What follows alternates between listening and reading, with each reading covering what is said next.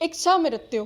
आप समझ सकते हैं कि अगर कोई इंसान इच्छा मृत्यु की बात करे तो वो कितना ज़्यादा परेशान होगा, जिंदगी से पराजित हो गया होगा।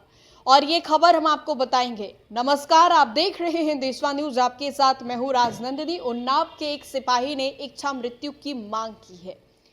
वजह क्या है ये हम आपको वीडियो में भी बताएंगे, लेकिन आप समझ सकते हैं कि अगर कोई व्यक्ति इच्छा मृत्यु की बात कर रहा है तो वो कितना ज़्यादा परेशान हो गया होगा जिंदगी से, जो उसको जिंदगी से बेहतर मौत लग रही हो। वो भी मौत नहीं, स्वयं मृत्यु, मतलब खुद से वो चाह रहा है कि अपनी जान दे दे और जिंदगी को ख़त्म कर दे। अब ऐसे में उन्नाव के ये जो सिपाही है, उन्होंने लगभग 9 पन्नों का एक पत्र लिखा है, जिसमें उसने 9 पुष्टों का और 5 पन्नों का एक सुसाइडल नोट भी लिखा है। आपको बता दें तो ये पूरा जो मामला है वो भ्रष्ट सरकार प्रशासन के खिलाफ उसकी ये आवाज है।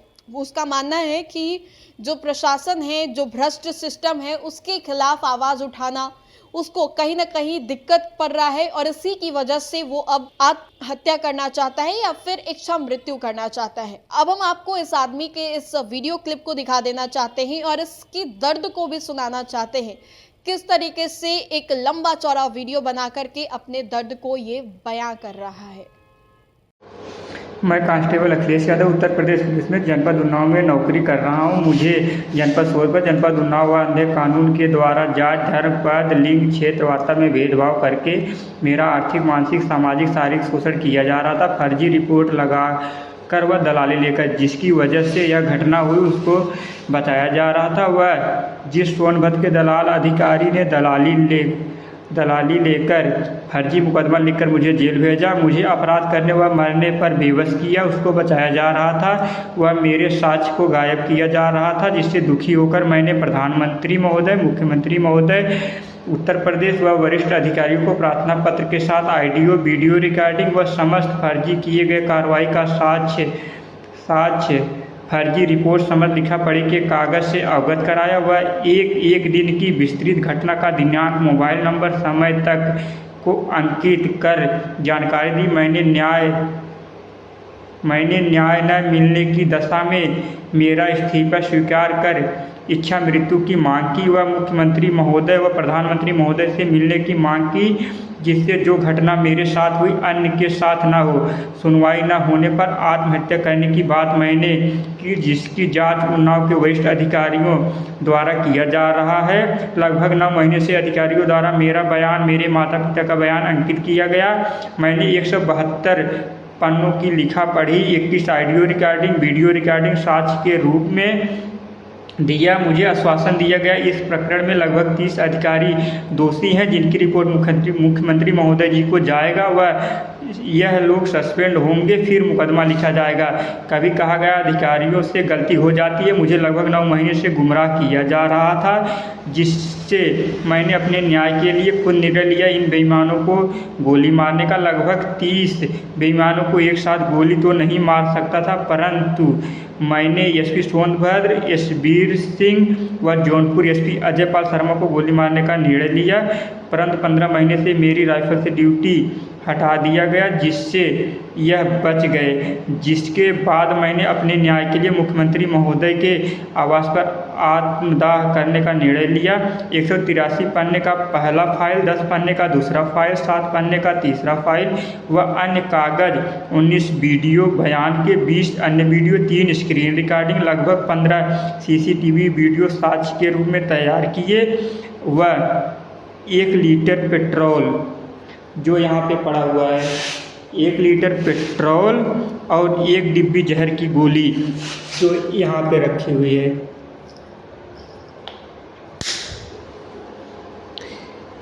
गोली पहले जहर खाकर तब आत्मदाह करूँगा, सब सोशल मीडिया पर डालकर। 17/12/2024 को यह सुसाइड मैं मंगलवार के दिन करना चाहता था, क्योंकि उस दिन मैं बजरंगबली जी का व्रत रहता था। पूर्व में भी मैंने प्रताड़ना से तंग आकर फांसी लगाकर जान देना चाहता था, परंतु मुझे लगा मैं मर जाऊंगा तो दोषी और ये दलाल बच जाएंगे, इसलिए इन बेईमानों से लड़ने का निर्णय लिया था। 1 साल के अंदर इन बेईमानों के द्वारा मुझे 2 बार जेल भेजा गया। लगभग 30 नोटिस भेजकर 3 जिलों में दौड़ाया गया। वह लगभग 500 किलोमीटर दूर महीने में 2 तारीख पर दौड़ाया जाता है।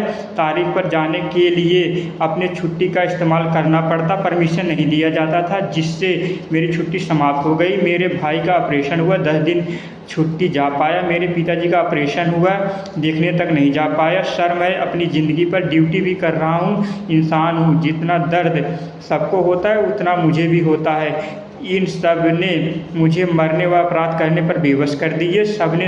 सबसे शर्म की बात यह है कि जो खुद फर्जी रिपोर्ट लगाकर दोषी हैं उन्हीं से जांच कराई जा रही है। एक एसपी की जांच दरोगा से कराई जा रही है।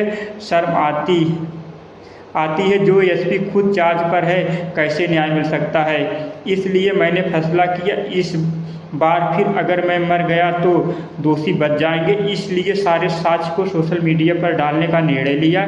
जेल काटने में मज़ा तब आता है जब कोई अपराध किए रहो, पूरा जीवन जेल काट लेता। अगर इन बेईमान एसपी को गोली मार देता तो जो निर्दोषों का अपराध करने व मरने पर बेबस करते हैं, दलाली लेकर अपने पद का दुरुपयोग करते हैं। इन बेईमानों से लड़ने के लिए मैंने लगभग 15 लाख रुपए खर्च कर चुका हूँ व 8 लाख रुपए लोन निकाल रखा हूँ। एक बक्सा भर के इन बेईमानों के कागज़ रखा हूँ, पर हार कभी नहीं माना। आप लोग खुद देख लीजिए इन बेईमानों की फर्जी कागज़ कितना मुझे परेशान किए हैं।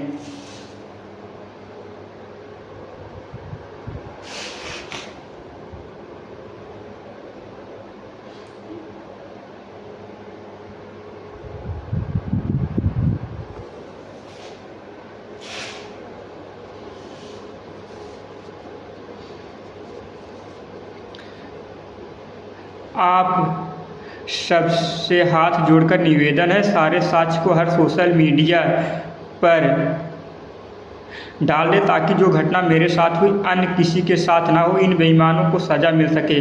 आज मेरे साथ हुआ, कल आपके साथ भी हो सकता है। मैं मर जाना स्वीकार करूंगा, पर जिन दोषियों की वजह से यह घटना हुई, वह जिन बेईमानों ने मेरे मान सम्मान जीवन के साथ खिलवाड़ किए, उनको छोड़ना पसंद नहीं करूंगा। इन बेईमानों ने पीड़ित को दोषी, दोषी को पीड़ित बना दिए। एक मौका मैं सभी को और देता हूं, मुझे न्याय चाहिए। जिन सब ने मुझे अपराध करने व मरने पर बेबस किए, मेरे परिवार को छिन्न भिन्न किए, उनको सज़ा दी जाए, अन्यथा मैं रहूंगा या वो दोषी रहेंगे। पूरा जीवन जेल काट लूँगा, पर बिना गलती के कभी गलती स्वीकार नहीं करूँगा। दोषियों को गोली जरूर मारूंगा। तो आपने सुना, उन्नत के ये पुलिस सिपाही थे जो अपने दर्द को बयां कर रहे थे। लेकिन बड़ा सवाल ये है कि और कितने ऐसे पुलिस सिपाही हैं जो भ्रष्ट सिस्टम से परेशान हो गए हैं। हालांकि इसने आवाज़ उठाने की बहुत कोशिश की है और इस आवाज़ को कहाँ तक ले जाया जाता है ये तो अलग विषय है। लेकिन और कितने जगह पर ऐसे लोग हैं जो भ्रष्ट सिस्टम से परेशान हो गए हैं। वाकई जो हिंदुस्तान का सिस्टम है वो भ्रष्ट हो गया है, चाहे नीचे स्तर से हो या फिर ऊंचे स्तर से हो। वो वाकई ऐसा है, जो सिस्टम है उसमें गड़बड़ी है। वाकई ये बड़ा सवाल है, क्योंकि पहली बार किसी ने इच्छा मृत्यु की बात कही। और आपको बता दें तो भारत में इच्छा मृत्यु नाम की अभी तक कोई चीज़ ही नहीं है। हालांकि अलग देश में, जैसे कि ब्रिटेन में, जर्मनी में, अलग अलग देशों में कई ऐसे देश हैं जहां पर इच्छा मृत्यु आपको बोला जा सकता है कि आप किसी एक हद पे जाके कर सकते हैं, जब लोग काफ़ी ज़्यादा पीड़ित हो जाते हैं और उनके शरीर में खराबी हो जाती है, या फिर कई ऐसी कारणों को देखते हुए जो वहाँ की सिस्टम होती है, सरकार होती है, वो अलाउ कर देती है कि आप इच्छा मृत्यु कर सकते हैं। लेकिन भारत में अभी तक ऐसा कोई कानून नहीं है जिसमें ये बोला जाए कि आप इच्छा मृत्यु एकदम स्वतंत्र होकर कर सकते हैं। लेकिन इस सिपाही ने इच्छा मृत्यु की बात कही है। देखिए, इसने सुसाइड करने की कोशिश नहीं की अभी तक, लेकिन इच्छा मृत्यु की ये बात कह रहा है। इसकी बात से दर्द झलक रहा था।